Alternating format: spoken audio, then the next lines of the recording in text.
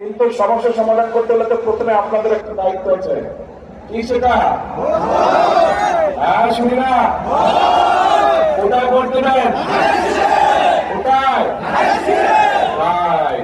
ধানের শীষে যদি ভোট দিয়ে এদেরকে জয়যুক্ত করেন, ইনশাআল্লাহ বিএনপি সরকার গঠন করলে এই মানুষগুলো এলাকার জন্য কাজ করবে এবং এদের পিছনে আমি দাঁড়িয়ে থাকবো যে কি হলো কাজ করো না কেন।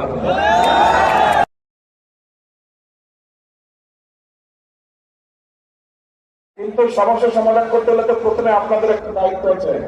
কি সেটা? হ্যাঁ, শুনি না। কোথায় ভোট দেবেন? কোথায়?